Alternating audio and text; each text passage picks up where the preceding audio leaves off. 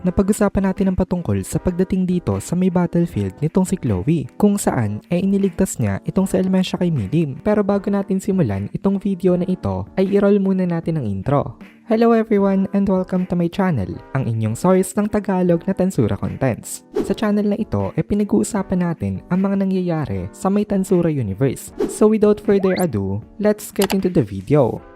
So sabi nga nitong si Elmesia, itong si Chloe daw ang strongest hero of all time. Pero nag-reply itong si Sylvia dito na teka lang daw, hindi daw ba ang strongest hero itong si Rudra na tinawag rin na the hero of the beginning. Itong disciple daw nito na si Granbell isa rin sa mga malalakas na heroes. Pero sa tingin niya daw inferior ito sa may dalawang to. Biglang napakwento patungkol sa mga heroes itong si Sylvia kasi actually maging ang kanyang asawa na si Sarion meron ring title na the Wandering Hero. Sa ngayon, hindi convinced itong si Sylvia na itong si Chloe talaga ang the strongest hero sa kanila. Pero pinagpipilitan ito nitong si Elmesia. Ngayon daw, napakabata pa nitong si Chloe. 12 years old lang daw ito. Pero kung makapaglaban daw ito, talagang parang bihasa na hindi nga daw may i-compare nitong si Elmesia ang kanyang thousands of years of experience compare dito. Talagang hindi daw kayang i-express sa may numbers ang strength nitong si Chloe. Isa rin sa mga dahilan kung bakit bilib na bilib itong si Elmesia kay Chloe dahil sa may existence ng Shadow of History nito. Kasi as far as Elmesia knows, ilang beses nang nailigtas nitong masked hero itong kanilang mundo. Pero sa perspective naman ni Sylvia,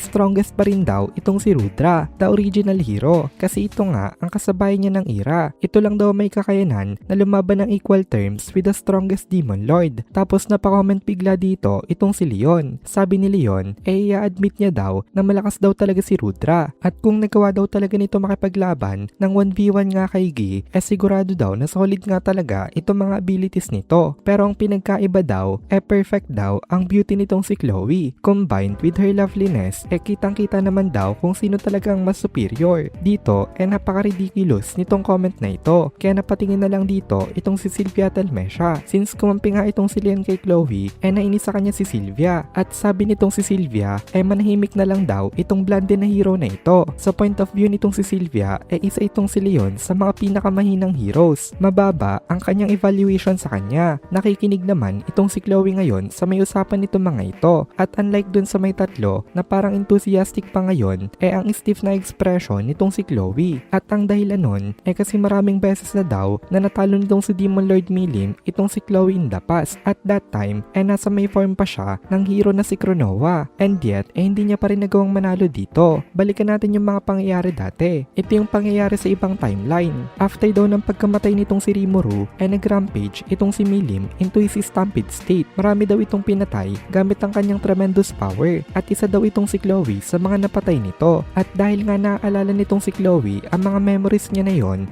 parang nakakapag-trigger ito sa kanya ng konting trauma. Imposible sa kanya na hindi kabahan dito dahil maraming beses na nga niya na-experience ang mapatay nitong si Milim. Pero iba na daw kasi ang case ngayon. Kasi ngayon, mas malakas ang current form niya. Kasi ngayon, nasa kanyang tatlong elements na courage, hope, and justice. Moreover, pagkagising nga nitong si Chloe after ng laban nila ni Michael, nararamdaman niya na mas deeper ngayon ang pagkasynchronize nila ng manas na si Chronoa. Pero after some time, nawala na rin itong si Chronoa dito. Nawala na ang kanyang ego. Kasi once na naging adult na itong si Chloe, bumabalik na sa may past itong si Chronoa at pumupunta uli doon sa may batang Chloe. Nangako itong si Chronoa sa kanya bago ito umalis dito. Naalagaan niya daw uli yung batang Chloe. Nalungkot itong si Chronoa na paalis na nga siya at hindi niya na ulit makikita itong si Rimuru. Pero sabi naman ni Chronoa, magkikita daw ulit sila. In the past, naalala nitong si Chloe na hirapan itong si Chronoa na gamitin ang kanyang ultimate skill na the King of Space-Time. Pero ngayon, strong enough at madali na sa kanya ito. At hindi lang yon, ang kanyang King of Space-Time nag-awakened nga into God of Space-Time. Ito ay totally different level sa kanyang previous na ultimate skill. At even without the manas nga na si Chronoa, naturally na ito nakokontrol nitong si Chloe. Kaya kahit wala itong si Chronoa, nagawa niya makapag space-time jump kasama nitong si Gaia. Napasabi na lang itong si Chloe sa kanyang sarili dito na ang gusto daw na mangyari ng kanyang teacher na si Rimuru ang hindi na makapag-commit ng iba pang crimes itong si Milim. Kaya daw siguro siya tinulungan nito na may unlock ang kanyang bagong power. Habang tinitingnan nitong si Chloe si Milim, biglang nag-roar itong si Milim Milim dito at nanginig ang hangin ng dahil nga doon.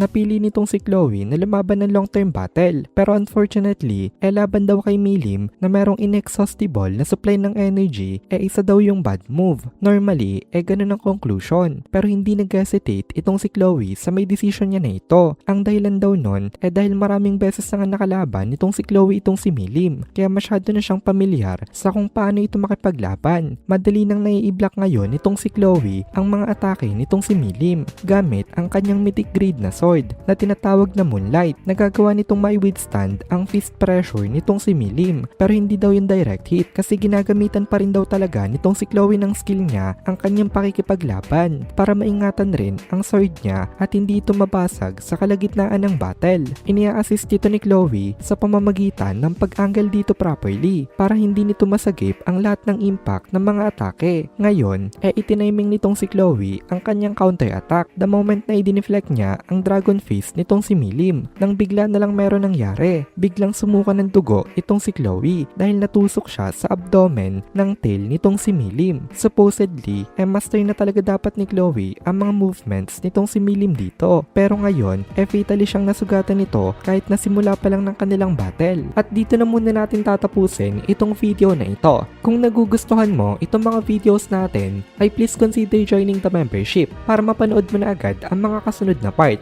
dahil palaging advance ang ating mga members. Also, ay please consider leaving a like at mag-comment ka na din para ma-boost naman tayo ng algorithm.